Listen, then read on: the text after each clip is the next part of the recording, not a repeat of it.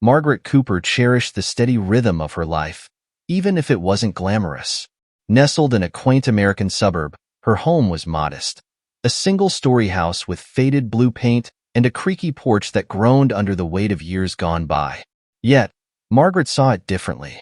To her, it was a canvas of love and perseverance.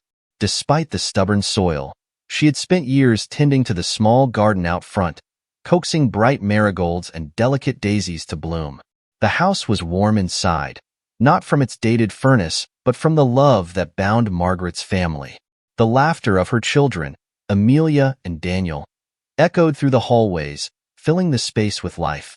Her husband, Matthew, worked tirelessly to keep the household afloat, his calloused hands a testament to his daily sacrifices. Life wasn't without its challenges. The peeling wallpaper in the kitchen, the outdated furniture, and the ever-present worry about money were constant reminders of their struggles. But Margaret had a unique way of finding beauty in simplicity. She believed that contentment came not from material wealth, but from the bonds shared with those you hold dearest. This belief shaped how she viewed the world and the choices she made for her family. Unbeknownst to anyone, those choices would soon be tested in ways Margaret could never have foreseen. Margaret's mornings began before the first light of dawn kissed the horizon. The soft chirping of birds outside her bedroom window was often her only company as she quietly slipped out of bed, careful not to disturb Matthew. His peaceful face, lined with years of hard work, reminded her of his countless sacrifices for their family. She tiptoed down the narrow hallway, her feet instinctively avoiding the spots where the old wooden floor creaked.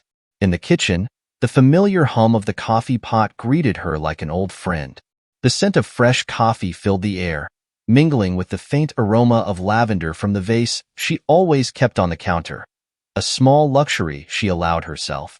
As the coffee brewed, Margaret stood by the window, her hands wrapped around her arms, gazing at the quiet street outside. Neighbors' houses, still cloaked in shadow, stood like sentinels in the stillness of the morning. Occasionally, she would see Mr. Harvey, the retired postman, taking his usual walk, or Mrs. Evans watering her roses even before the sun had risen. These small, predictable routines of others felt comforting, a reminder that life in their little corner of the world remained steady. By the time the coffee was ready, Margaret had already begun planning her day. Her time was stretched thin between balancing household chores and part-time bookkeeping at the local grocery store. Yet, she always made it a point to carve out a few minutes of peace, sitting at the kitchen table, sipping her coffee in solitude. In these moments, Margaret allowed herself to reflect on the journey she and Matthew had taken together, the hardships they'd faced, and the love that had carried them through it all. Margaret's thoughts often drifted back to the day she first met Matthew. It had been a rainy afternoon in her early 20s, and she had been working the lunch shift at Ruby's Diner. The rain had brought in a crowd of soaked workers seeking shelter and a warm meal, but one face stood out. Tall and unassuming, Matthew had walked in with a quiet confidence that drew her gaze almost immediately. Unlike the boisterous men who filled the diner with laughter and stories from the construction site, Matthew had sat alone at the corner booth. He ordered a simple cup of black coffee, his piercing blue eyes scanning the menu even though he barely glanced at the waitress who brought him his drink. But Margaret noticed everything. The way he carefully folded the corner of his napkin as he thought. The way he smiled. A quiet, genuine curve of his lips that seemed to hold more emotion than words ever could. When their eyes met for the first time, it was as if the din of the crowded diner faded. Their first conversation had been about the weather, a small exchange prompted by the storm outside, but it had been enough to spark a connection. Over the weeks that followed, Matthew became a regular at Ruby's. Every Thursday, he would show up at the same time, always sitting at the same booth, always ordering black coffee. And every Thursday, Margaret would find herself hoping he would stay a little longer and speak more. Eventually, their conversations grew more profound. They talked about their dreams, families, and the small joys they cherished. Margaret admired Matthew's humility and how he spoke about his younger siblings, whom he had helped raise after their parents passed away. He, in turn, admired her determination, her quiet strength that belied the hardships she rarely spoke of. Their love story was not one of grand gestures, but of small, meaningful moments. Matthew would linger after his meal, waiting to walk Margaret to the bus stop. Knowing how much he missed home-cooked meals, Margaret would leave a freshly baked pie on Matthew's doorstep. Their wedding, a modest affair in a local park, reflected their relationship, simple, heartfelt, and significant. Years later, that same love was woven into the fabric of their lives. It was how Matthew kissed her forehead every evening when he came home from work, no matter how tired he was. It was how Margaret kept the house tidy, making it a sanctuary for their family despite their limited means. Their love was not without challenges but steadfast, a partnership built on trust, sacrifice, and a shared commitment to their children, Amelia and Daniel. While they didn't have much material wealth, Margaret believed their life was rich in ways that truly mattered. What Margaret didn't know was how one decision, made in the quiet solitude of her kitchen, would soon test the very foundation of their love and family. Margaret's heart swelled with pride whenever she thought of her children, Amelia and Daniel. Amelia, now 17, had always been responsible, a quiet, determined dreamer with a head full of plans for the future. She spent her evenings poring over college brochures and meticulously filling out scholarship applications, her brows furrowed in concentration. Amelia wanted to study engineering, inspired by her father's hard work and the machines he operated daily at the factory. "Mom," Amelia had said one evening, her voice brimming with hope as she held up a glossy brochure for a prestigious university, "do you think I have a chance here?" Margaret's chest tightened as she glanced at the brochure. The tuition costs were astronomical, far beyond what they could afford, but she forced a smile and said, "If anyone can do it, Amelia, it's you." Amelia nodded, her resolve firm, but Margaret saw the flicker of worry in her daughter's eyes. Just as Margaret did, Amelia knew that scholarships would only cover part of the cost. The rest would be a burden her parents couldn't shoulder. Still, Amelia pressed on, driven by the dream of a better life. On the other hand, Daniel was only 12, but carried his aspirations enthusiastically, as if only a child could muster. Soccer was his passion, and he dreamed of playing for a professional team one day. He would practice in the backyard, kicking the ball against the fence until the sun dipped below the horizon. "Mom," Daniel called out one afternoon, his face flushed with excitement. "Coach says scouts are coming to the next tournament. If I play well, I might get noticed." Margaret smiled, ruffling his hair. "You'll do great, sweetheart." But her heart ached. Daniel's team needed new uniforms, and tournament travel expenses were piling up. Margaret and Matthew had managed to scrape together enough for the last one, but the next seemed impossible. Daniel, perceptive for his age, sensed their struggles. He never asked for more than they could give, but Margaret could see the quiet disappointment in his eyes when his friends showed off new cleats or talked about fancy soccer camps. Margaret often stayed awake at night, grappling with guilt and helplessness. Amelia and Daniel deserved to chase their dreams, but the weight of their financial limitations bore down on her. Matthew, too, worked tirelessly at the factory, taking on extra shifts to make ends meet. His hands were rough and calloused, a testament to his dedication. Despite the challenges, their family held on to the belief that hard work and perseverance would eventually pay off.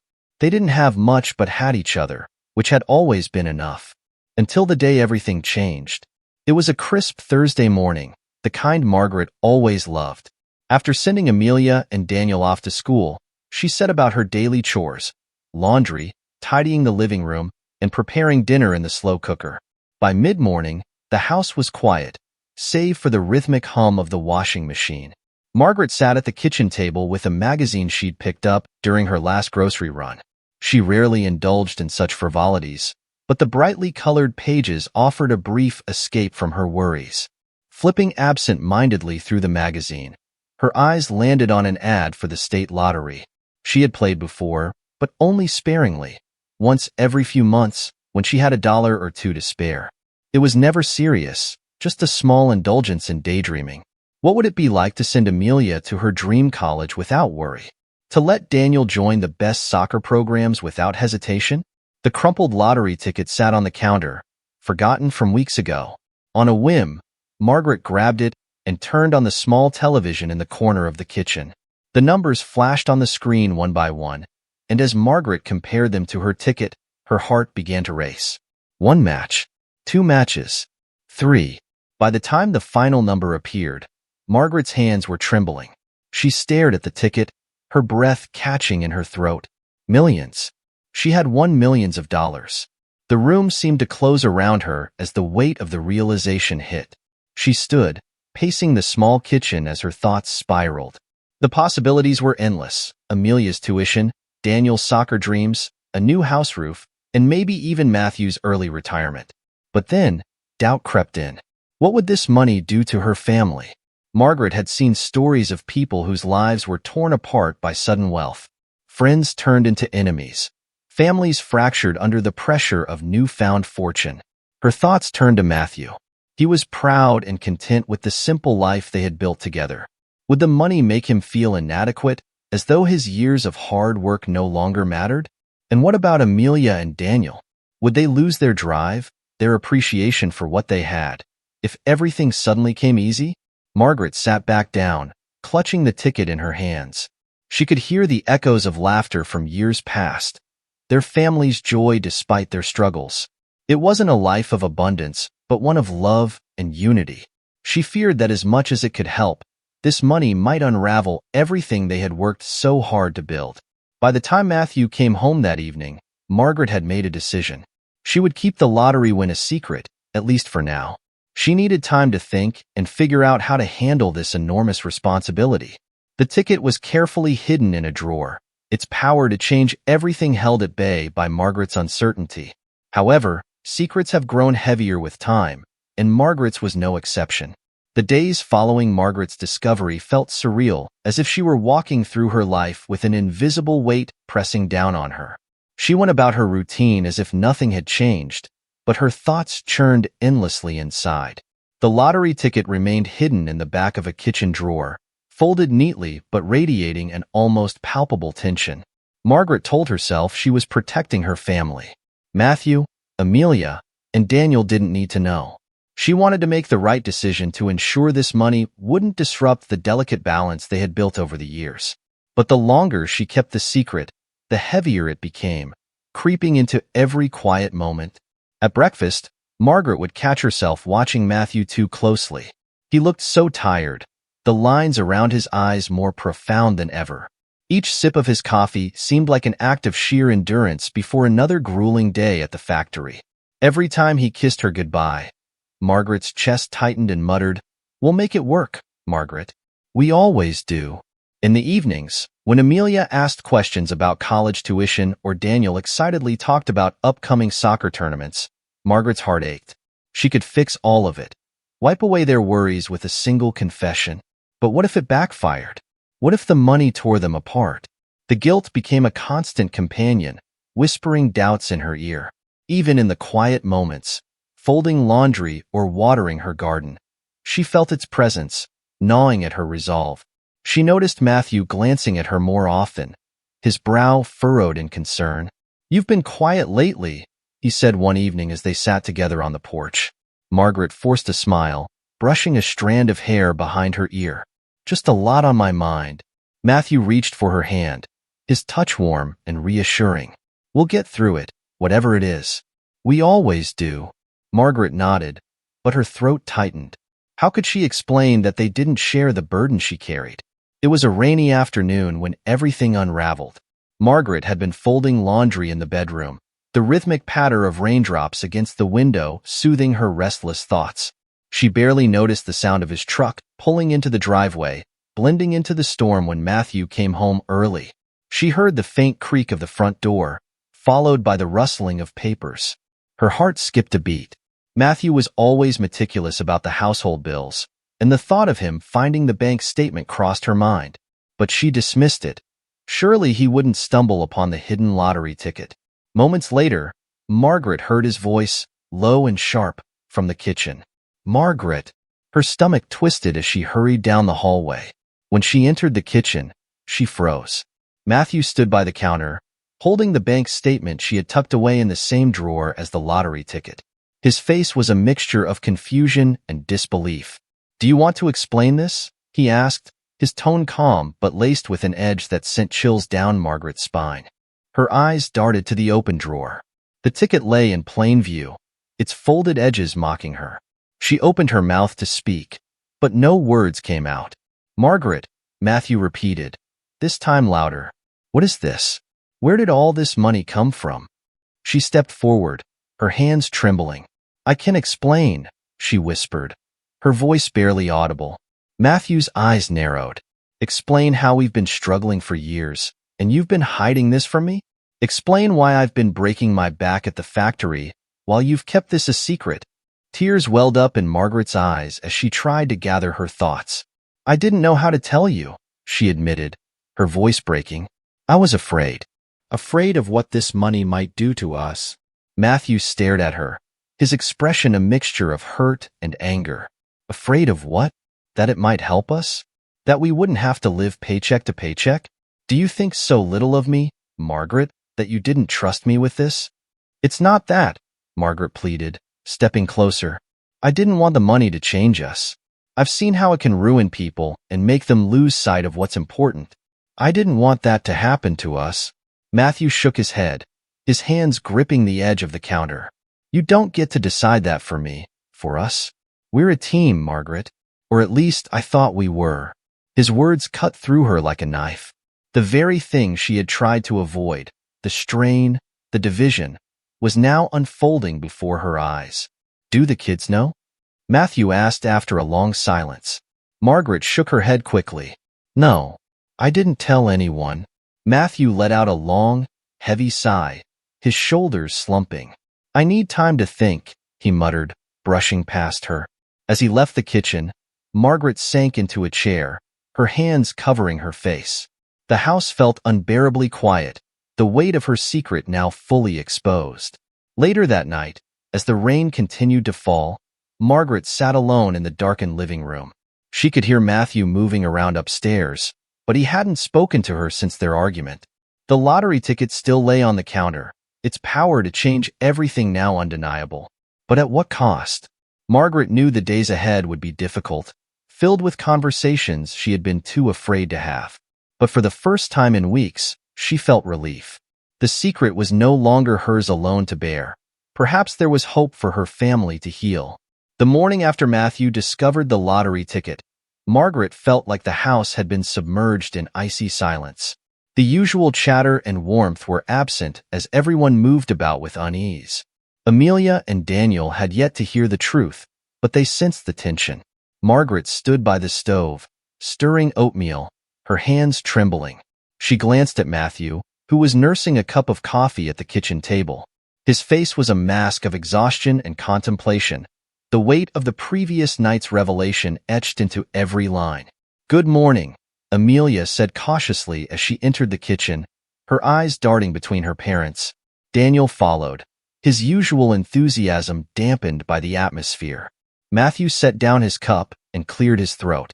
Kids, your mother and I need to talk to you about something important. Amelia froze mid-step, her brow furrowing. What's going on? She asked, her voice edged with concern. Margaret turned to face them, her heart pounding in her chest. There's something I've been keeping from all of you, she began, her voice shaking. A few months ago, I won the lottery. The silence that followed was suffocating. Amelia's jaw dropped, and Daniel blinked in confusion, his spoon frozen halfway to his mouth. What? Amelia finally said, her voice a mixture of disbelief and anger. You won the lottery? Like, real money? Yes, Margaret replied, her voice barely audible. It was a large amount, enough to change our lives. But I was afraid of how it might change us as a family. Amelia's face darkened as the weight of her mother's words sank in. You let me think we couldn't afford college, she said, trembling. You let Daniel think he couldn't join those soccer tournaments. All this time, you had the money to make everything easier, and you didn't tell us? Amelia, Margaret tried to explain, but Amelia cut her off. No, Mom. You always told us to be honest with each other, to trust each other. How could you keep something like this from us? Daniel, though younger and less inclined to anger, looked hurt. I don't get it, Mom. Why wouldn't you tell us? Did you think we couldn't handle it? Margaret felt the tears welling up as she looked at her children. I thought I was protecting you, she said softly. I didn't want the money to take away everything that makes us who we are. I've seen how wealth can destroy families, and I didn't want that for us. But you didn't trust us to make that choice, Amelia shot back, her voice breaking. You decided for us. Matthew, who had remained silent, finally spoke. Your mother made a mistake, he said, his tone measured but firm. But we're a family, and we'll work through this. Together. Amelia crossed her arms, her eyes filled with tears. I need some time, she muttered before leaving the room. Daniel, clearly conflicted, gave his mother a slight, sad glance before following his sister. Margaret sat down heavily, her head in her hands. I've ruined everything, she whispered. Matthew placed a hand on her shoulder, a warm and comforting touch. It's going to take time, he said, but we'll get through it. We have to. The days following the revelation were fraught with tension. Amelia avoided her parents, spending most of her time in her room with the door closed. When she did speak, her words were clipped, her pain evident. Daniel was quieter than usual, though he occasionally sought reassurance from his mother, asking, Are we going to be okay? Margaret poured herself into her daily tasks, trying to restore a sense of normalcy to their lives. She left small notes of encouragement on Amelia's desk and made Daniel's favorite meals, but the wounds her secret had caused ran deep. One evening, Matthew sat down with Margaret after the children had gone to bed. We need a plan, he said. We can't let this money drive us apart. It's time we use it for good. Margaret nodded, her voice thick with emotion. I want to fix this. I want to make things right, but I don't know how. We start by talking to the kids, Matthew said. Not just about the money, but about what it means for our family. They need to know this doesn't change who we are. The following evening, the family gathered around the dining table, the tension palpable. Margaret took a deep breath, her hands clasped tightly in her lap. I know I've hurt all of you, she began. I thought I was doing the right thing by keeping the money a secret, but I see now how much I've hurt you by not trusting you. Amelia looked down at her hands, her expression guarded. So, what happens now? She asked softly. Matthew leaned forward, his voice steady. We use this money to improve our lives, but do it together. Amelia, you're going to college, whatever school you choose. And Daniel, you're joining that soccer tournament. We'll make it work. Daniel's eyes lit up with excitement, but Amelia still seemed hesitant. What about everything else? She asked. What about us? Margaret reached across the table, her eyes pleading. Amelia, I know it will take time to rebuild your trust, but I promise I'll do everything I can to show you that I mean it. This money won't change who we are. It will only give us the tools to keep building the life we've worked so hard for. After a long pause, Amelia nodded slowly. I'll try, she said, her voice barely above a whisper. Margaret felt a tiny flicker of hope, fragile but honest. It wasn't forgiveness, but it was a step in the right direction. The days following the family's emotional discussion were marked by cautious optimism. Margaret and Matthew worked together to create a plan for their newfound wealth that honored their values and gave their children the opportunities they deserved while ensuring the money didn't consume them. Margaret started by opening a separate bank account for the children's future expenses, allocating enough to cover Amelia's college tuition and Daniel's soccer aspirations. However, she was adamant about maintaining a sense of normalcy. We won't just hand everything to them, she told Matthew one night. They need to understand the value of hard work, even if money is no longer an obstacle. Amelia's attitude softened gradually. Though she still harbored hurt, she began to embrace the possibilities the money offered. She attended college fairs with a new excitement, no longer constrained by the affordability limits. Maybe I'll apply to Stanford after all, she said one evening, holding up a brochure with a faint smile.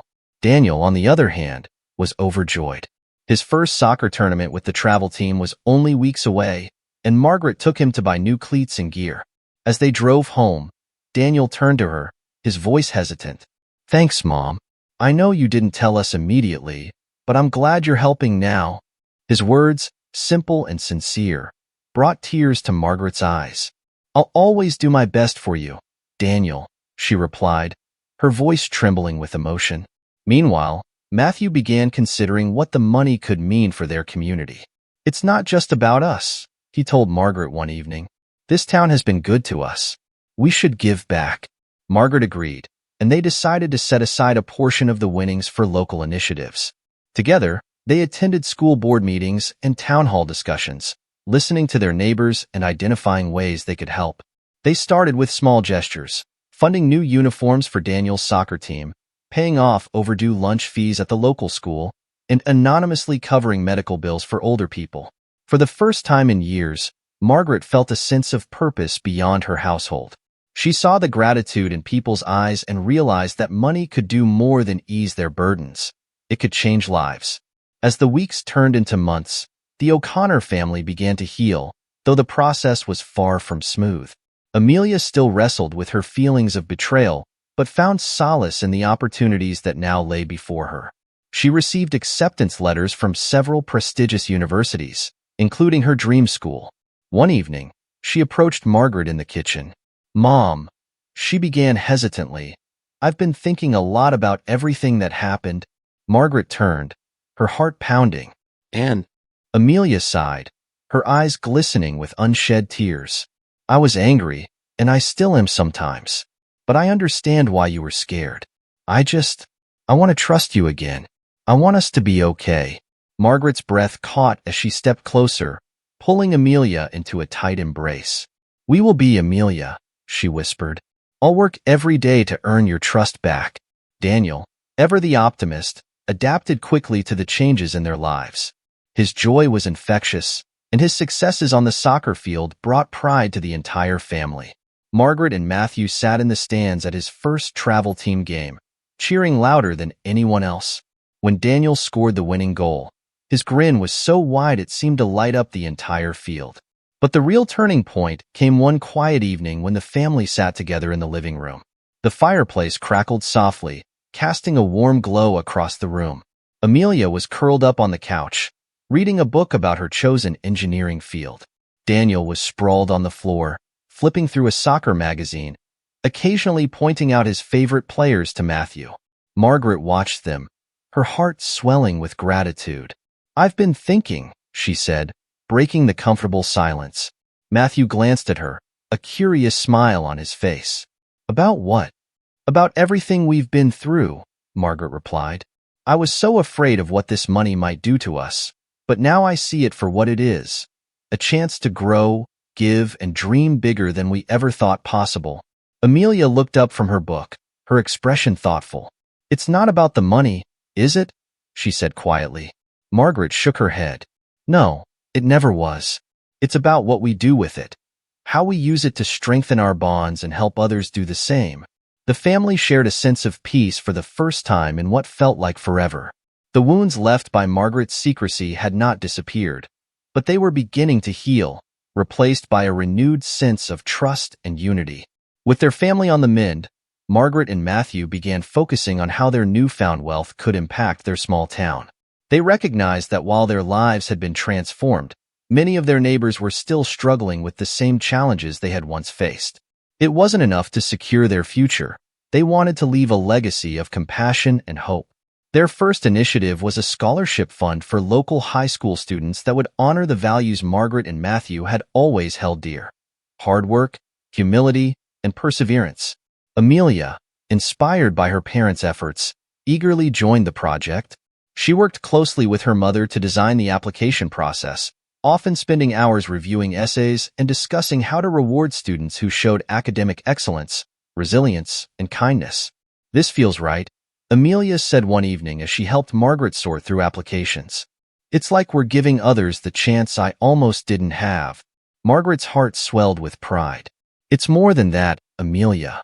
It's a way for us to share the blessings we've been given and honor the struggles we've overcome." The scholarship fund quickly gained traction, changing the lives of countless students. One of the first recipients was a boy from Daniel's soccer team, whose family had been unable to afford his school fees. Seeing him step onto the field with pride and renewed confidence brought tears to Margaret's eyes. Matthew, meanwhile, spearheaded a project to renovate the town's dilapidated community center. He spent weekends working alongside volunteers, swinging a hammer and painting walls as he shared laughter and camaraderie with neighbors. "This place will be more than just a building," he told Margaret one evening. "It'll be a space for people to gather, to find support, and to dream of something better." The family's generosity didn't go unnoticed. At first, their neighbors were curious, even skeptical. "Why are you doing this?" Mrs. Evans, the elderly widow from across the street, had asked one day. Margaret's response was simple: "Because we can, and because it's the right thing to do." Slowly but surely, the O'Connors' efforts began to ripple through the community. The scholarships, the community center, and the quiet acts of kindness, like anonymously paying off overdue utility bills, became a source of hope for many. People who had once viewed money as a distant, unattainable dream now saw it as a tool for change wielded by a family who refused to let it define them. Months turned into a year, and the O'Connors' life settled into a quiet, contentment rhythm. The tension that had once lingered after Margaret's revelation had primarily dissolved, replaced by a sense of purpose and connection. Amelia left for college that fall, her excitement tempered by the tearful goodbyes at the train station. "I'll make you proud," she whispered as Margaret hugged her tightly. "You already do," Margaret replied, her voice thick with emotion. Daniel continued to thrive on the soccer field, his talent catching the attention of scouts who spoke of scholarships and professional opportunities. Matthew often joked that their evenings would soon be spent watching Daniel on TV, a prediction that never failed to make Daniel proud. The family gathered on their porch one crisp autumn evening, wrapped in blankets as they watched the sunset over the rolling hills. The sky was painted in hues of orange and pink, a breathtaking reminder of life's fleeting beauty. "Do you think we've done enough?" Margaret asked, her voice tinged with uncertainty as she rested her head on Matthew's shoulder. Matthew took her hand in his grip warm and steady. "We've done more than enough," he said. "But it's not about how much we do. It's about the heart behind it. And our family has more heart than I ever imagined." Amelia, home for a weekend visit, chimed in. "You've taught us what matters, Mom. It's not the money. It's the choices we make with it. You showed us that." Daniel grinned. "Yeah, and now I get to follow my dreams and help others follow theirs, too. That's what this is about." Margaret's eyes welled with tears as she looked at her family. The road they had traveled together had been fraught with challenges, but they had emerged stronger, their bond unshaken. The wealth that had once seemed like a burden had become a blessing, not because of what it gave them, but because of what it allowed them to give. As the last rays of sunlight dipped below the horizon, Margaret closed her eyes and let the cool evening breeze wash over her. For the first time in years, she felt truly at peace. They had weathered the storm of secrecy and mistrust, and emerged not only intact but enriched in ways that went far beyond material wealth. The O'Connors' legacy was not written in dollars or deeds, but in the lives they had touched and the love they had shared. At that moment, surrounded by her family, Margaret knew with unshakable certainty that they would be okay. More than okay, they would thrive.